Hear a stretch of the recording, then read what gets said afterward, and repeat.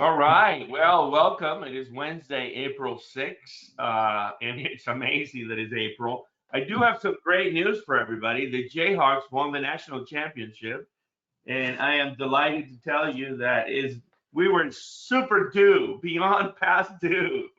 Should have won it in 2020, but the tournament was canceled then. We have a fantastic guest today, but to get us started, I want to ask our own John Butler to get us going with some music.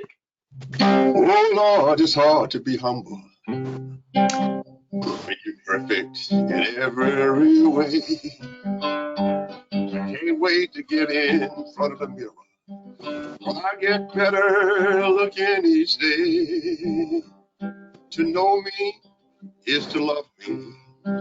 Llewelyn must be one hell of a man. Oh Lord, it's hard for Llewelyn King to be humble.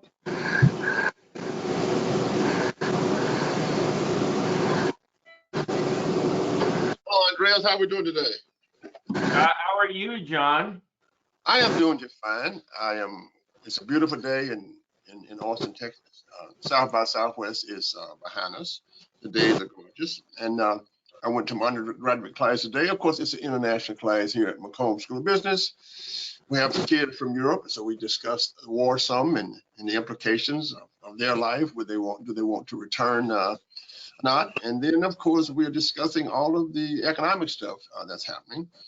What a tremendous amount of entrepreneurship activity that's going on now after the pandemic. And what a tremendous amount of problem solving that's going on. But at the end of the day, the world is sad because of the war and the images that's on television. And everybody's trying to skate around it from the stock market to our everyday lives to make sense out of it. So we're here in a very interesting situation, interesting space in life and space. And to make things weirder, two things happen. There's one, the national championship. Now I stopped when the Longhorns lost, so I don't know. And Tiger Woods thinks he can win the Masters. And that's some weird stuff. But other than that, everything is good. Excellent, John. Great insights. Llewelyn King, how are you, sir? Where are you today? I'm in Brussels, Belgium, the great country that speaks two languages, but they don't speak to each other. That's actually true. I'm not making that up. The Flemish speakers will not speak French, and the French speakers will not speak Flemish, although they both know it because they learn it in the school and they grow up with it. So English becomes the lingua franca, which makes life easy for visitors. It's a great illustration of how divisive language can be. I first saw this between the different linguistic groups in Africa, and certainly it's a reason, much as one might love the diversity that comes with multiple languages, it doesn't make for very happy countries. Yeah. One language is very binding, two languages are very separating. There are some exceptions, at least in my experience. Finland is one which nominally is a Finnish and Swedish speaking country, but the number who actually speak Swedish is very small, so it's not a problem. But here it's a down the middle division, has been for centuries. Obviously the Flemish lean towards Holland and even further towards Germany, and the Walloons, the French speakers, lean towards France, which is very close by. Otherwise, all is well. It's very cold and wet and damp here, and John will take great pleasure in that because the weather's as fine. it should be, right? The weather is always fine where John is. He has a little halo, and it produces his own weather. Absolutely. Great perception. So great perception of life. Let me say hello to our special guest, Clint Vince. Clint, how are you, sir? Doing great. Thank you, Andres. Good to see you all. Where are you today? I'm in Washington, D.C. Brilliant. Weather here is not quite as nice as where Johnny is. Well, we are delighted to have you. This is a great opportunity for us to share a lot of our ideas and thoughts and some of the happenings that are going on. But before I get started, for those of you that are listening and watching and don't know Clint Vince, you have been under a rock. He is the partner and energy practice chair and co-chair of global energy sector at Dentons. He's going to be with us today. Dentons is one of the largest legal firms in the planet, and with multi-billions. They have a global footprint, and they are in the middle of just about everything you could possibly imagine. And so we're looking forward to his insights and thoughts and expertise. Before joining Dentons, he's been there for a long time. He also worked at Sullivan's in Worcester, I believe is how you say that. And Clinton has a law degree from Georgetown University and a BA from Trinity College, Hartford. Clint Vince, welcome. Thank you so much. Absolutely. So real quick, where are we? The Ukraine war continues. Some of the experts think that the Ukrainians will find a way to win, and it will be a scrappy battle. It will be the comeback of the century, just like the Jayhawks, perhaps. And COVID seems to be humming along.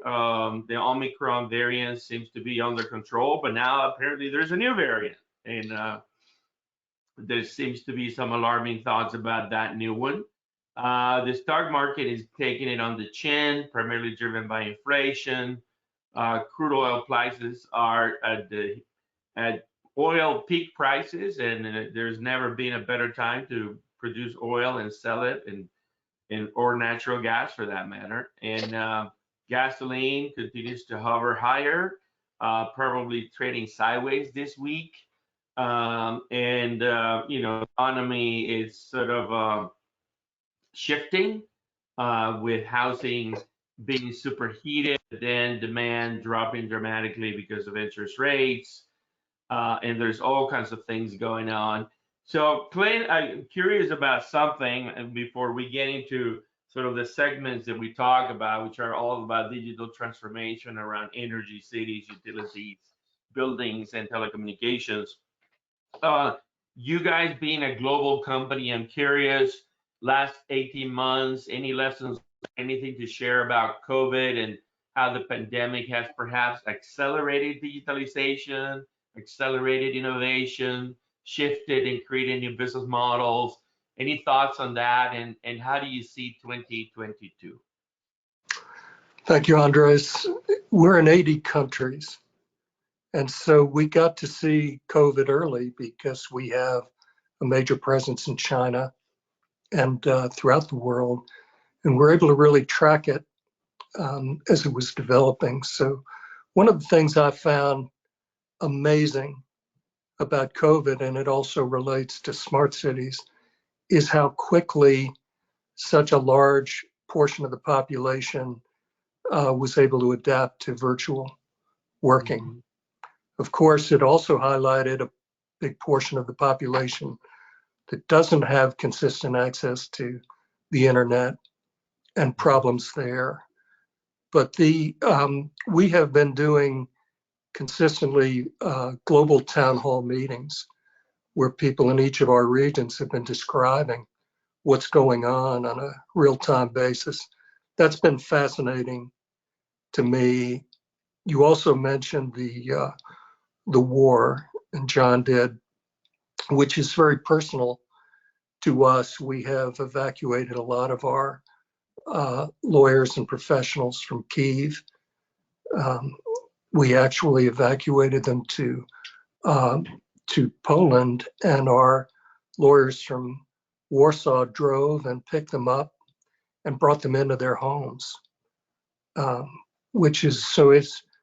there's a heartwarming aspect to this real terrible global horror show we're seeing. Absolutely.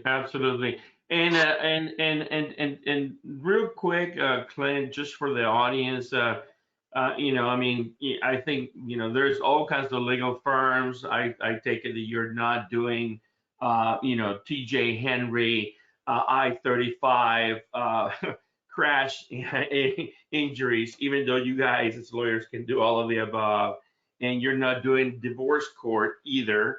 Can you tell our listeners, a little bit about just in your scope of your energy practice, what are we talking about? M&As? What are we talking about? Advising government? What? Give us the gamut of all the things that you guys kind of do. Well, I co-chair our global energy practice, and so we feel that if the word energy is in the sentence, we can probably do the work. Mm-hmm. We have, I'm more of a generalist. I've argued cases from state court to the U.S. Supreme Court, done a lot of project work and advocacy, but I'm fortunate really to have teams of people that I work with that have expertise. So if we're doing a major project, I want to bring in corporate and tax specialists and other folks in that area. If I'm trying a case in Texas with respect to Winter Storm Uri, John, or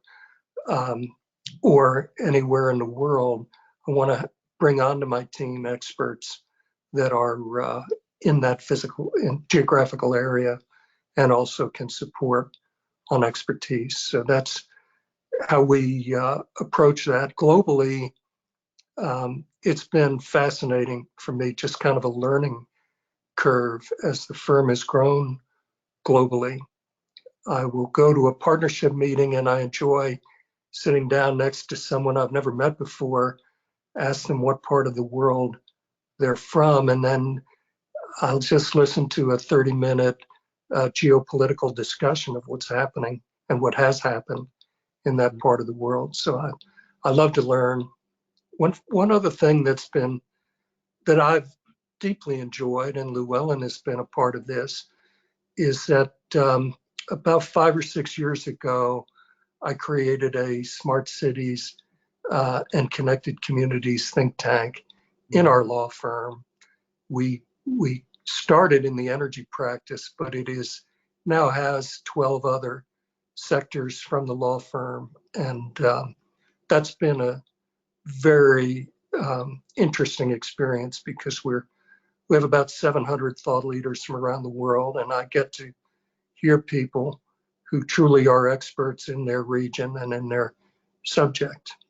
Yeah, no, that's great. Yeah, John?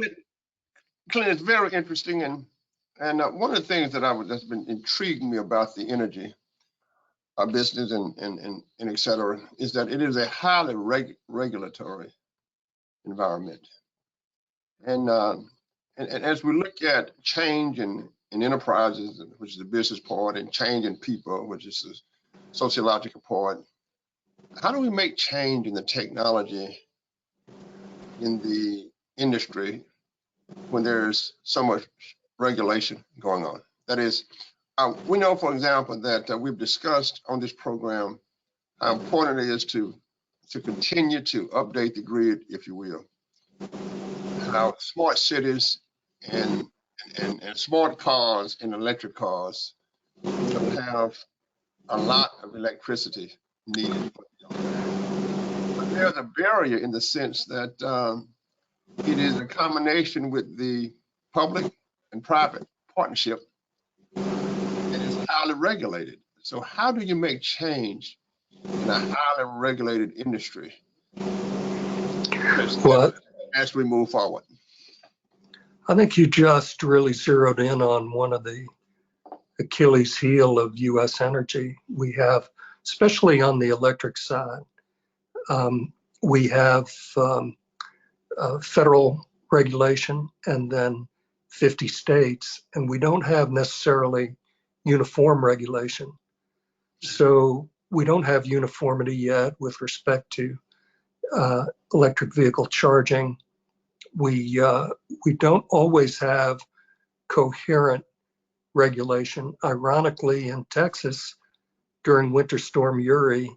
It was one of the rare instances where the regulation on the electric side wasn't working and there wasn't adequate regulation on the gas side that contributed to a problem there. But if you look at the major development we need, for example, if we're going to quadruple renewables, we've got to have much more transmission infrastructure going east to west, going across states.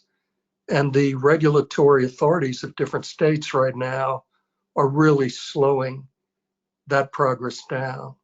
So Congress looked at it. They just gave the Federal Energy Regulatory Commission more authority to regulate transmission if the states can't agree. But I think we're gonna have to have much more cutting of regulatory tape, because your premise is really 100% correct. Mm-hmm. Thank you very much. I think so, and I think it would be difficult to do, but we certainly have done it in the past. We did it with computers. When at one time we were all on different kind of programs. We certainly have done it with the airlines and what's needed to be safe. And as you know better than me, as I like to say, before the great storm out in the great state of Texas, which was designed, by the way, to get all of the weak people out of Texas, I might add. But before that, air cart was something that we thought that was in the refrigerator. It had not been politicized. Nobody talked about the grid except the great Andreas Carvallo had made a smart grid that's lasted for 30 years. You know, all of a sudden now, when it's everywhere. It's in political discussions. It's around the dinner table. So going forward, we have to solve the problem of the relationship between new technologies, regulations, and updating the grid. Yeah, you're absolutely right.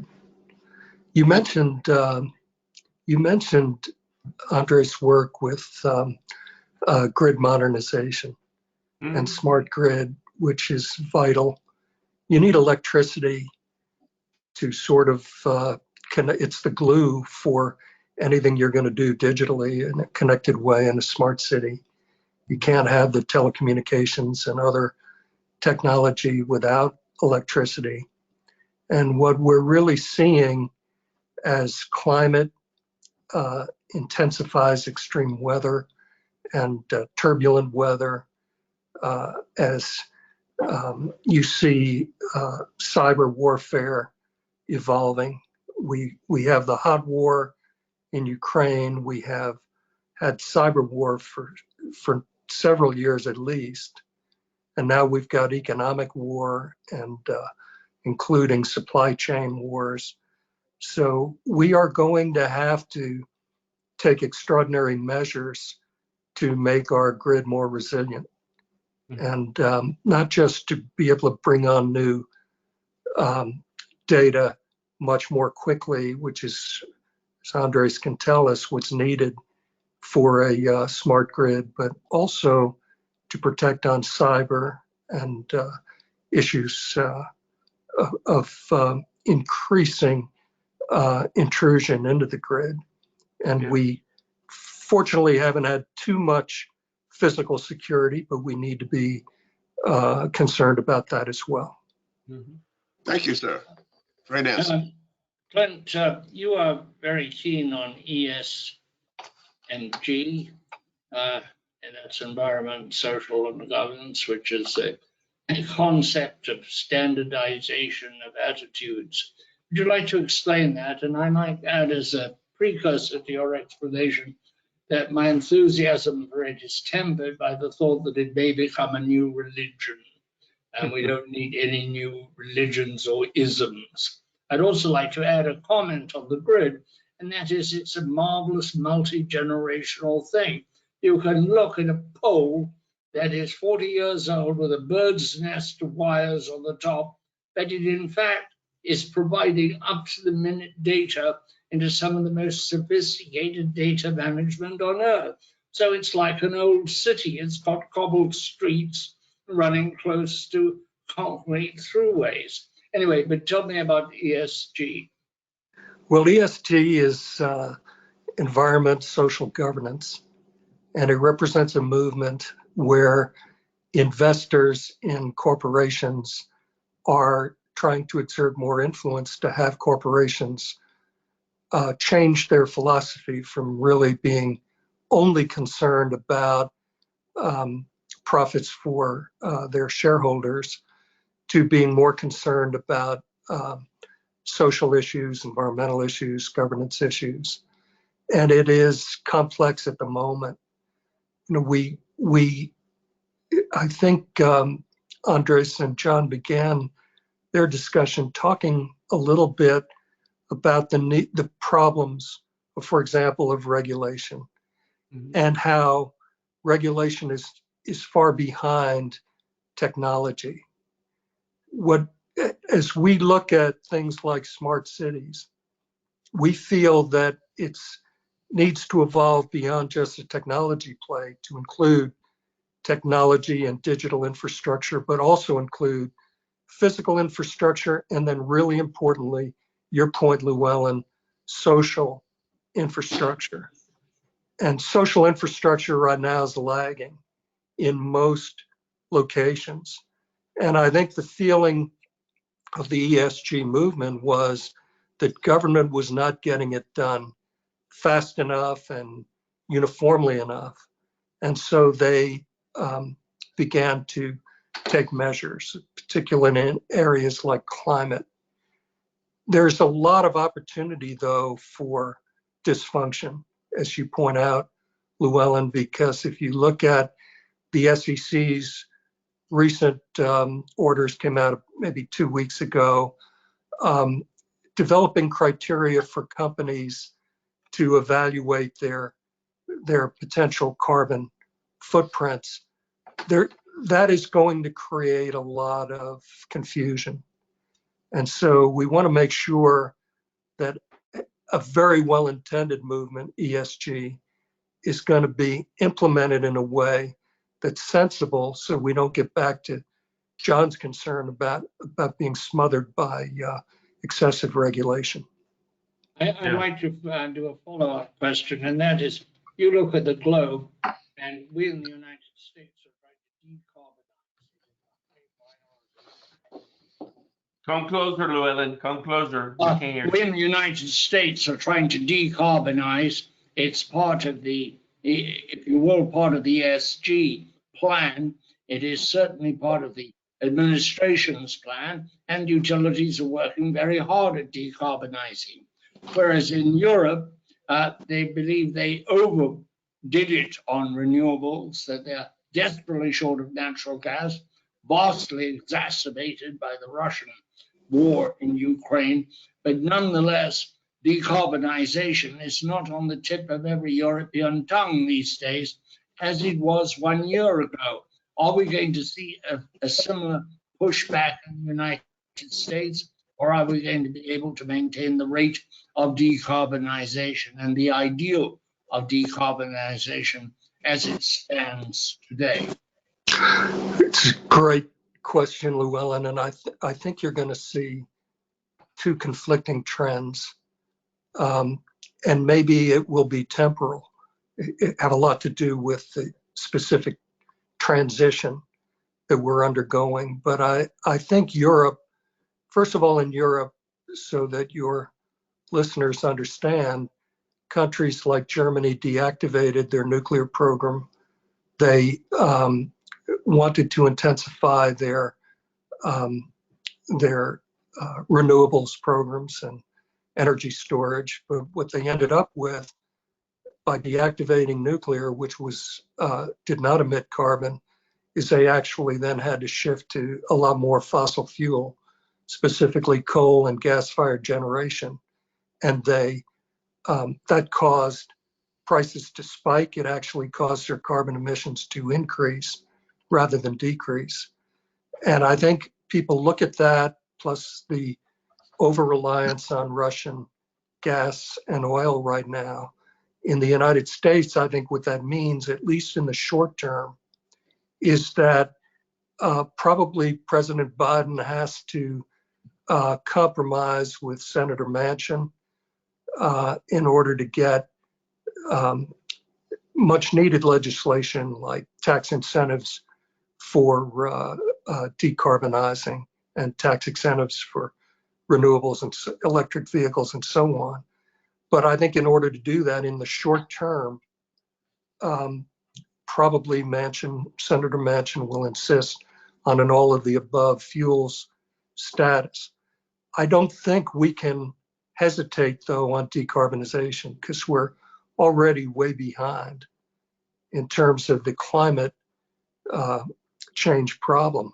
And so I think what you'll see in the short term, more emphasis on all of the above fuels. We need to produce more natural gas and export it to Europe to replace Russian gas. But at the same time, we really have to hurry up on decarbonization. So Clint, of course, this is an old issue, as we all know. The issue pops up every now and then about energy in America and even decarbonization. Let me ask you, what do you think about the Heartland of America feel about this issue? People who are in Amarillo, Texas, and in Lukenbach, Texas, and people who are in Maine, and people who are in Florida. That is, as we debate and look at the mathematics of it, anybody can tell you that the more electric cars we have on the road, the better off we are in terms of decarbonization.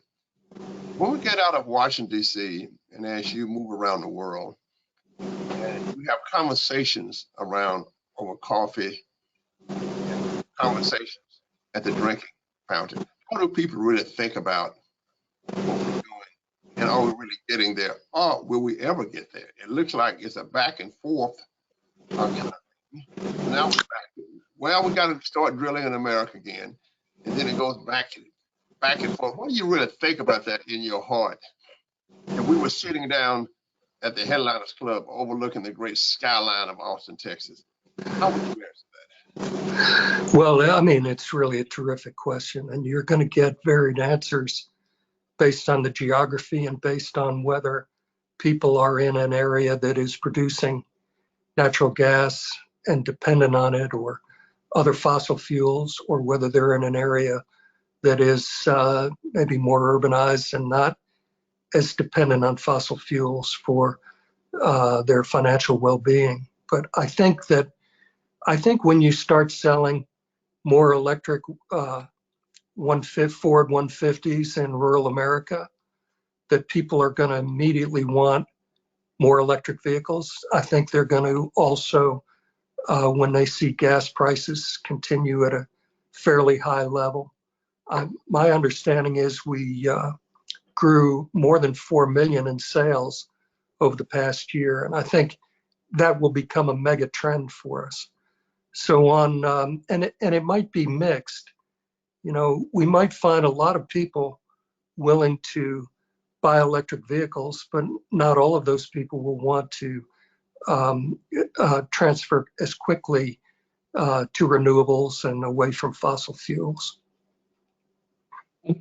Can I ask you a question about, are we doing the right thing? We're posing this question as an either or. You've got to get rid of this or do that. But there's often a third way, and it would seem that possibly the third way goes under the rather cumbersome title of carbon capture, utilization, and storage.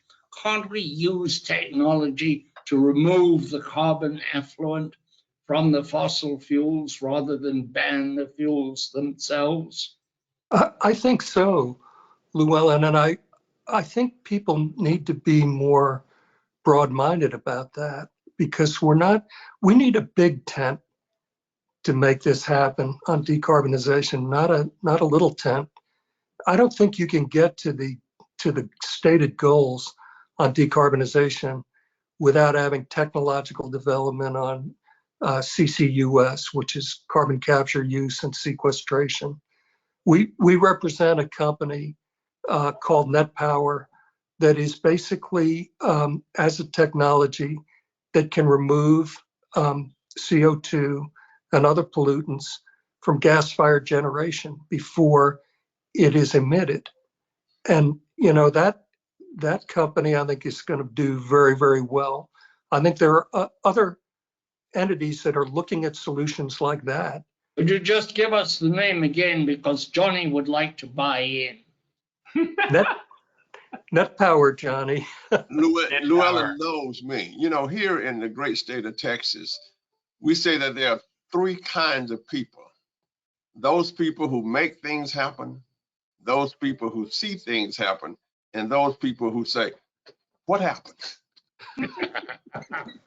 And we don't want to be sitting in Maine saying, I've got to tell you, Clint, that Johnny cut me down to size when I said, all you talk about is money. And he said, well, I sold my company for $50 million.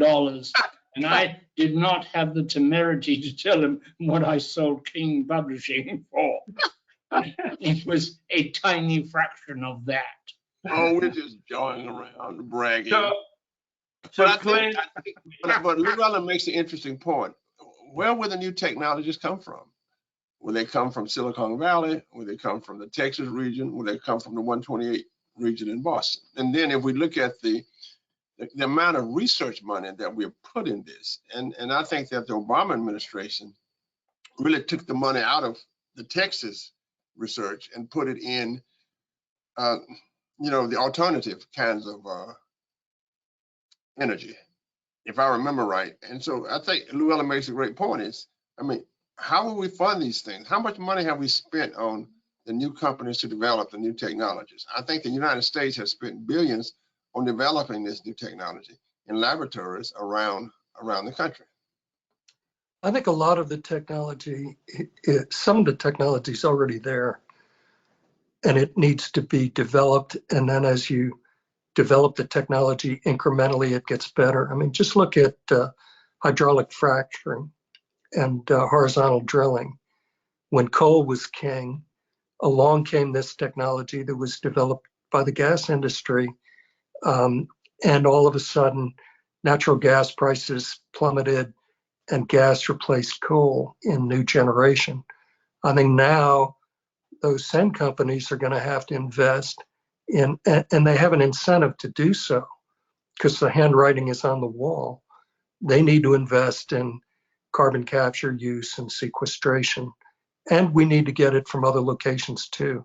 I'm not as good as you are, John, at predicting which companies are going to be breakthrough technology companies. But if you would send me a postcard every once in a while so I know how to invest, that'd be great. Well, I would do that. You know that the fracking came from the University of Texas at Austin. And also we had the battery guy, John Goodenough, to win the Nobel Prize around batteries. So Llewelyn is right. I mean, we have to look at those new kinds of technologies that will solve the problems of the 21st century. And right now, whether it's in Silicon Valley, whether it's in Israel, whether it's in Boston, whether it's in the Texas region, and what Andre is doing at Texas State, then it's hard to look into the future, but it's easier to try to prepare for the future.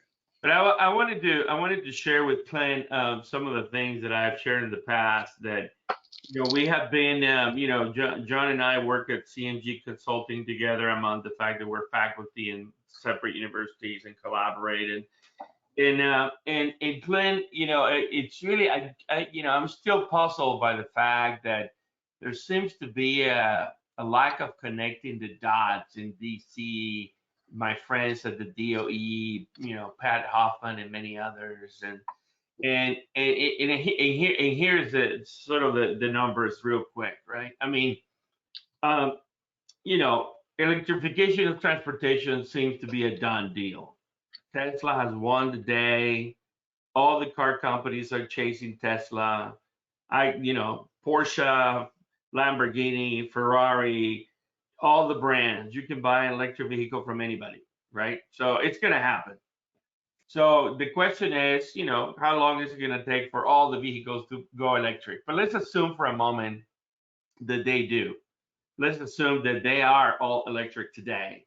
There are 22 million registered vehicles in Texas, 280 million registered vehicles in the US. If the 22 million registered vehicles in Texas had a 100 kilowatt hour battery, they would need, if they were to charge at the same time, and don't get alarmed, that's not going to happen. We'll schedule it. We'll work on it, right? But let's just fantasize.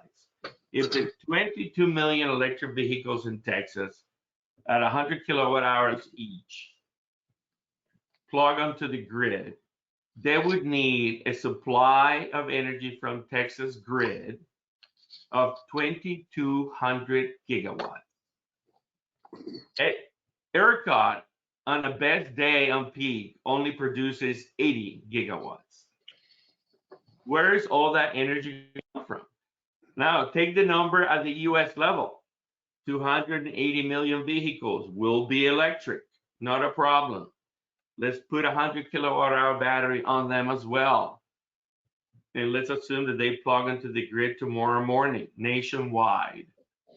That is 28,000 gigawatts of energy needed to charge those vehicles.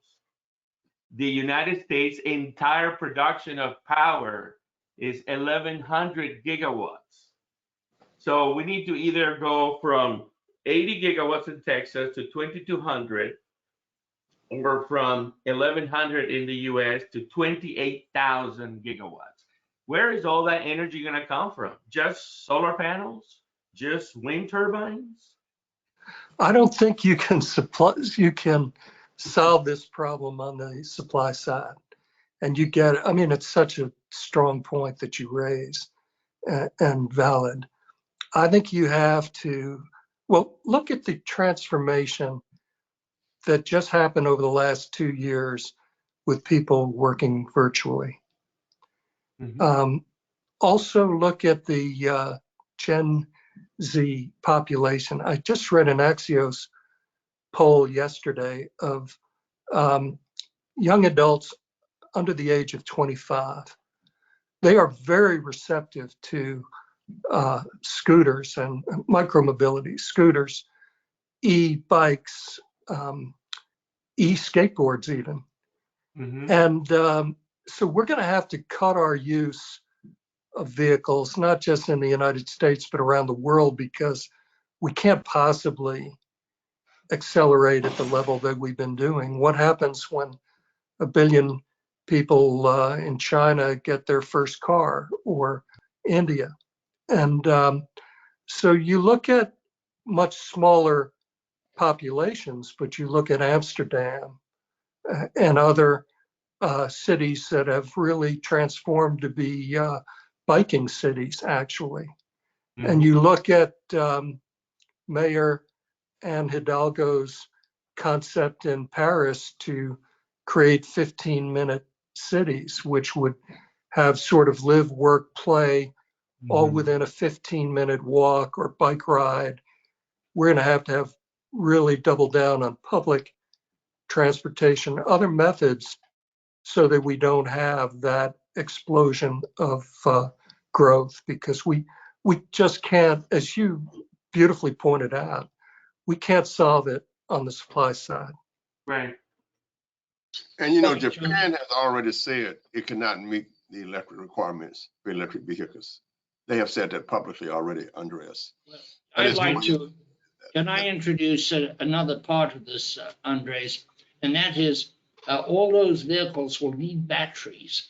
The only way we have of making a light battery, a battery light enough for transportation, aerial and surface, is lithium ion. We haven't gotten anything beyond lithium, which is a very light metal. There's a limited production of lithium from limited parts of the world. But there are other things in these batteries, and it's not a pretty picture. Nickel is not generally abundant. Some of it comes from Russia. And of course, these are very limiting things. This is going to be a vast change in the influence of countries, depending on whether they're going to be able to produce and fulfill this market. Ergo, you'll get essentially new OPECs. For example, Indonesia may become very dominant in nickel. Do we really want, Indonesia playing like Saudi Arabia, the way Saudi Arabia has. And of course, the Congo is a vital supplier of the content of batteries. The Congo is not a very reliable supplier, and the mines there are owned by the Chinese. This is about everything you don't want. A politically unstable country with mines owned by the Chinese, and yet that's going to be a part of the equation as we go to lithium-ion batteries. Now, there are other technologies for heavy base batteries, utility scale batteries, for example, but nothing that suggests and we've been looking at batteries very intensively since the 1970s, nothing that suggests that a light transportation battery will replace lithium ion in the short term. I was wondering, Clint, you have this remarkable intelligence system in 80 countries. I don't think any news organization equals it as an intelligence system. Your partners around the globe. Do you consult with them about these impending shortages? Yes, really continuously. And we're deeply concerned about it.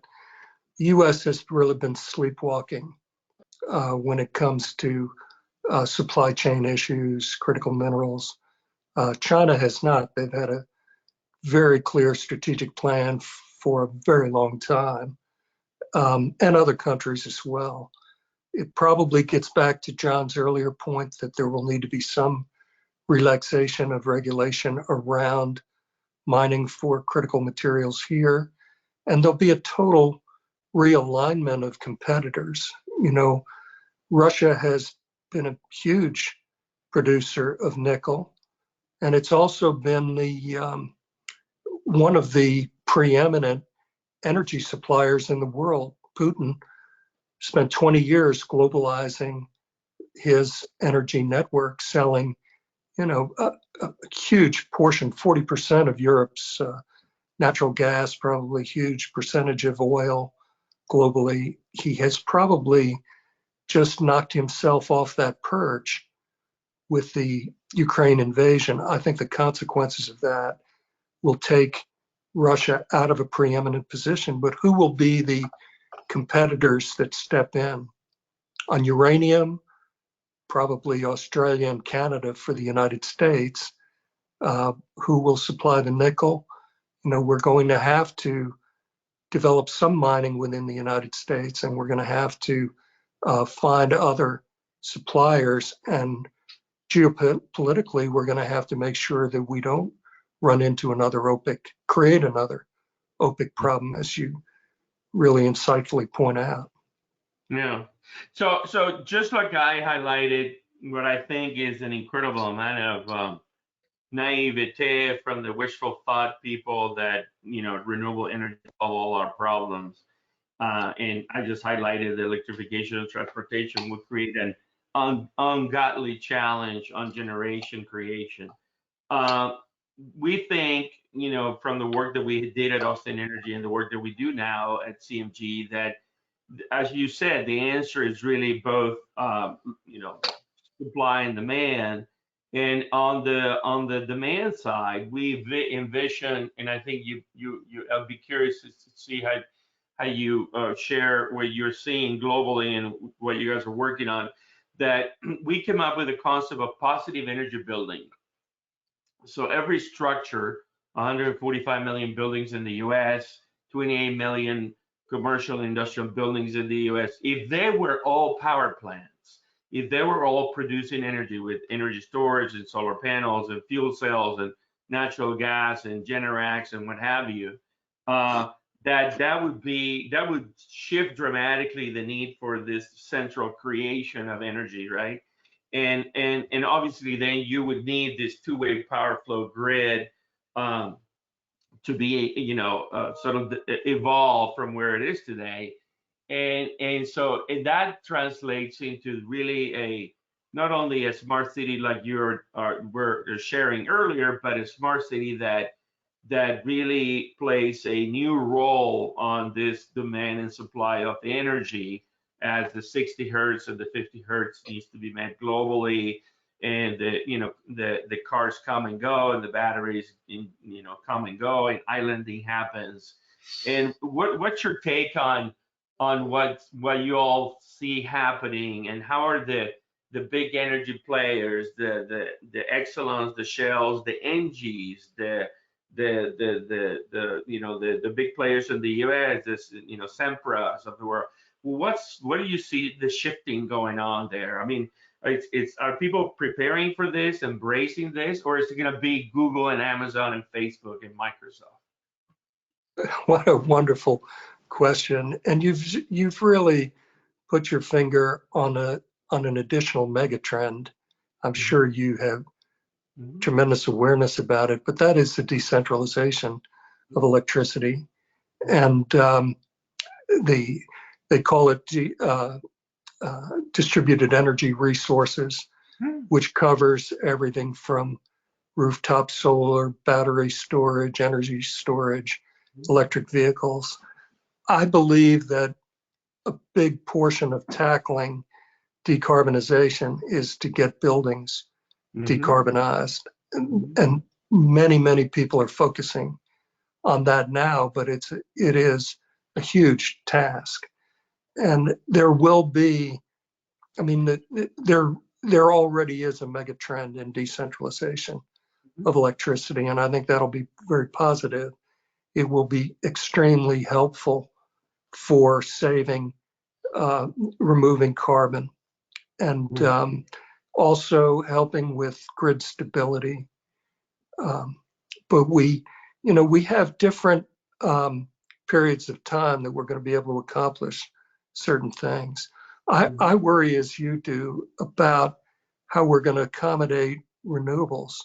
I don't see the transmission infrastructure that's needed to triple or quadruple the production right now. It has to happen really fast, but we also have to simultaneously decentralize so that we have less reliance on the grid. And that will help with everything from, that will also help with cyber. Llewelyn and I have been working with a company called Anterix that is focusing on cyber and using 900 megahertz spectrum to create private LTE networks for utilities. Just creating that air gap between common carriers and utilities could do a tremendous amount of good with respect to preventing cyber attacks. It could really be transformational, and that technology is here now and available. Absolutely. We have had the pleasure of have them in the program prior, and we concur with you 100% that private networks to manage the grid of the future is one of the probably one of the ideas yet to come. In the last few minutes, I just looked up the essential materials in a lithium-ion battery, and it's not just lithium, cobalt, and nickel. It includes graphite, manganese, alumina, tin, titanium, magnesium, and vanadium.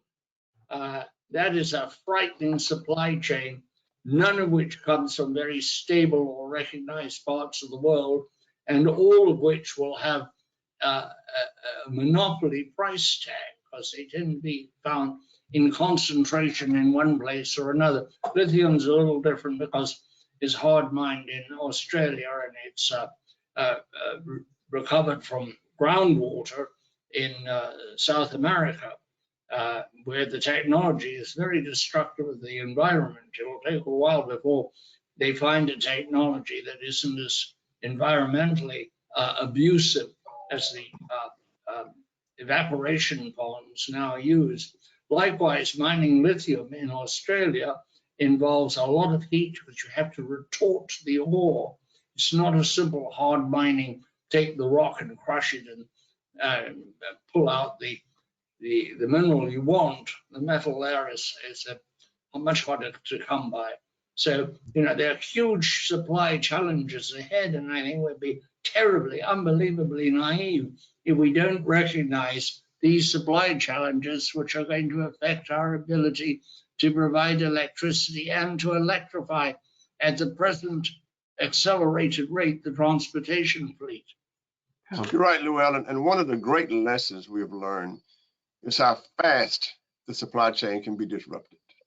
There's nobody here sitting here who believed what was going to happen with Russia and Ukraine. The absolute swiftness in the supply chain is very, very, very interesting. So as we think about things, we think about how swiftly things can change. It didn't take 2 years to be disrupted. It took literally overnight to be disrupted. And I think this adds to our urgency with understanding and bringing the supply chain back to this part of the world. Yeah. Clint, I'm going to turn you into a consumer expert, and I'm going to pepper you with a few questions, curious about your insights. You brought it up earlier, 4 F-150 Lightning. The reason I'm buying one is because I want to run my house from it, and I don't want to pay electricity to my local electric company anymore. I'll charge for free at work, and then I'll run the house at night for free with my F-150. What do you think is the short-term and the long-term impact of that transformation and that business model in particular? Our chairman has just invented perpetual motion. I think it is transformational. And I remember having a polite debate in a think tank about 2 years ago with someone who told me that electric vehicles would never reach rural America. And I think the F-150 is going to be transformational and is going to prove that the mega trend is going to occur in rural as well as urban locations. So, and also the ability to use the battery in electric vehicles in your home. I think that's just developing. We will have to change our regulatory models again to catch up with the earlier conversation. Our social infrastructure has to really catch up on that to incentivize the timing and use of electricity. Mm-hmm. But I do believe that will be transformative. Yeah. So real quick, just like electrification is coming to the transportation sector and it's inevitable, and electrification is on its way to transform the construction industry to make buildings and homes positive energy buildings on the energy ecosystem. What are your thoughts on the transformation and the change of energy driving monetary policy going forward through the notion that cryptocurrency needs a lot of energy to be created, and crypto mining is the hottest #1 job creator for the IRS paying taxes? It is. You know, as part of the Axios survey that I mentioned to you earlier, 1 in 4 of the under 25 adults, under age 25 adults surveyed had invested in cryptocurrency. Mm-hmm. We're doing a lot of work with respect to cryptocurrency, both representing miners and also assisting with utilities that are trying to deal with that big increase in load in a positive way. And I'm just seeing there is some regulatory work coming out. I hope Texas just actually indicated new regulations to deal with the impact on the grid. But again, I hope they don't over-regulate. It's going to have to be balanced. But it's a fascinating new development that most of us didn't understand a few years back. I remember working with former Secretary of Energy Ernie Moniz. So we assist with his think tank, and he had to turn to a younger analyst on his team to explain blockchain and what the implications would be for the energy industry. That wasn't very long ago. Yeah. Real quick. Can I just add something on Sure. here? As Johnny said, things happen very quickly, and there's now technology that may get rid of the huge energy demand of proof of work in blockchain. It may go to a thing called proof of stake that still uses blockchain, but does not require the proof of work data mining. I think it comes under it's called allegiance or something like that, which could be as revolutionary. And this bonanza for utilities could go away as quickly as it arrived, which is what we deal with the speed of technology, innovation, adoption. And of course, it is innovation and adoption are also a cruel exterminator. And what was the hot ticket yesterday is obsolete today. And to your point, Llewelyn, look at China has just prohibited a lot of cryptocurrency. So people are transitioning to the United States and elsewhere from China. I understand they're bringing their mining operations very quickly to parts of Texas, for example, which is becoming quite central. But I was just talking to a man who runs these intensive units as part of a company who has them installed in Rhode Island. So, these popping up all over the place because you have to be where electricity is stable and cheap, and not where the customers are. And this gives you great versatility. This is another part of the diversified workforce. Nobody has to be where they have to be. I'm as incoherent coming to you from Europe today as I would be if I were coming to you from East Texas. Let me share with you all some breaking news. 2 days ago, the Texas PUC made a brilliant move to eliminate the problem of broadband access in Texas. It is also allowing the energy sector to rescue the day and electrification to play the cardinal role on how broadband is delivered in the future.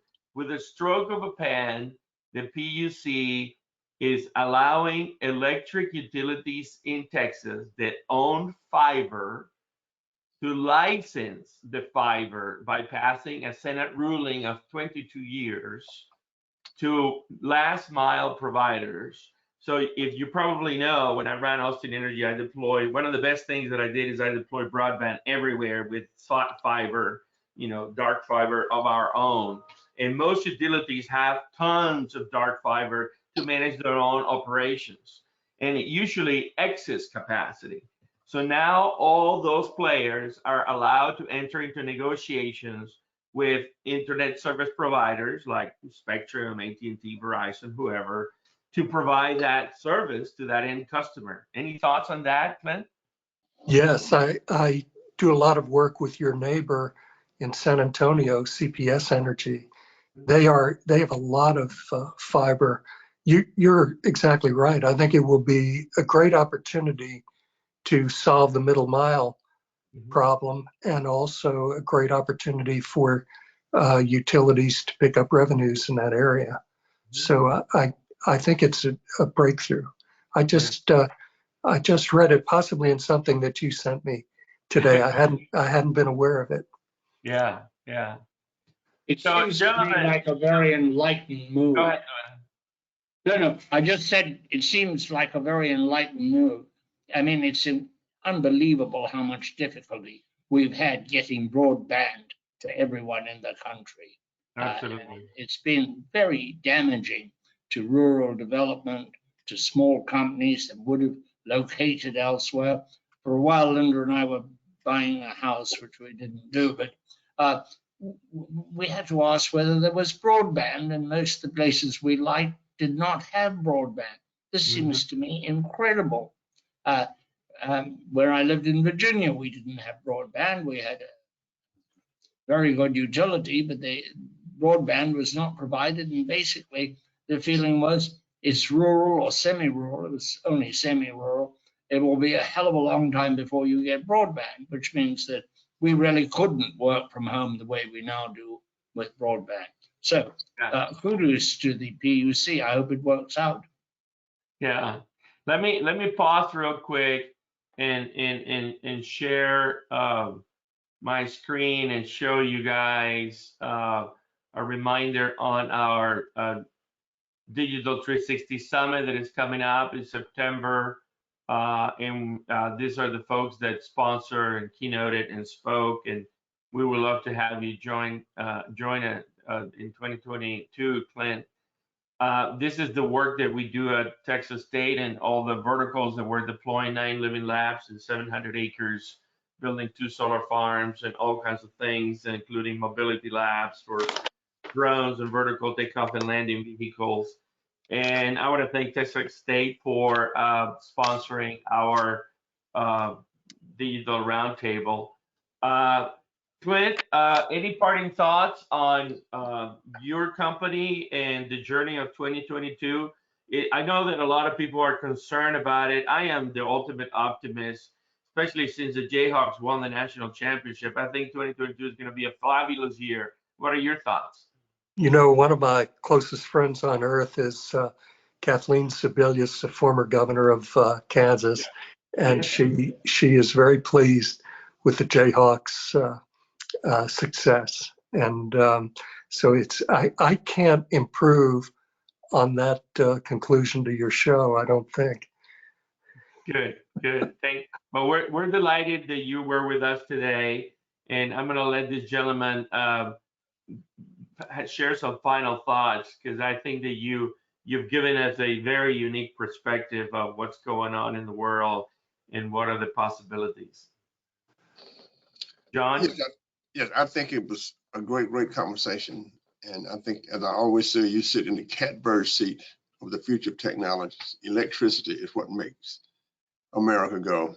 And finally, I would say this. I appreciate Kansas Jayhawks, but in Texas, we talk football.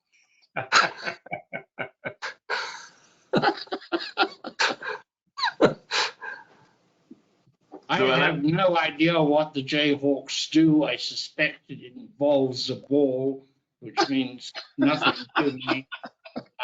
Bernard Shaw, the playwright, said that after much profound consideration, I have come to the conclusion that mankind is fitted for nothing better than the chasing of a ball about a field.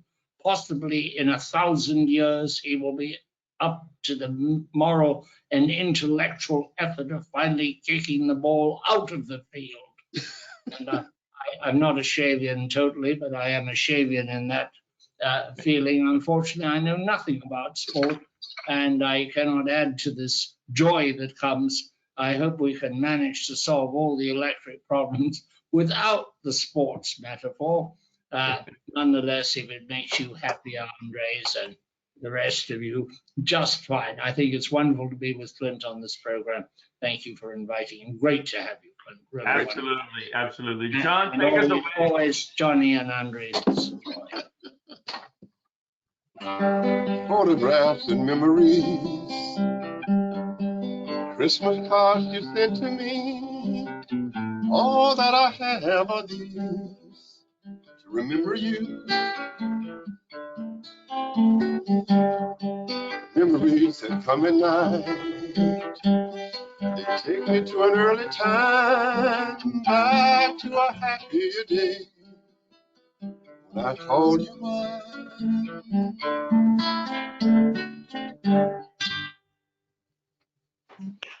Thank you. Thank you very much. I've got to run to another meeting. Clint, it was great. Thanks very much, sir. In that ESG, Andreas, for Microdale that we talked about. Yes. Yeah, so we need to make a note of that, and we need to give Clint a call. You might have some other things to help us along to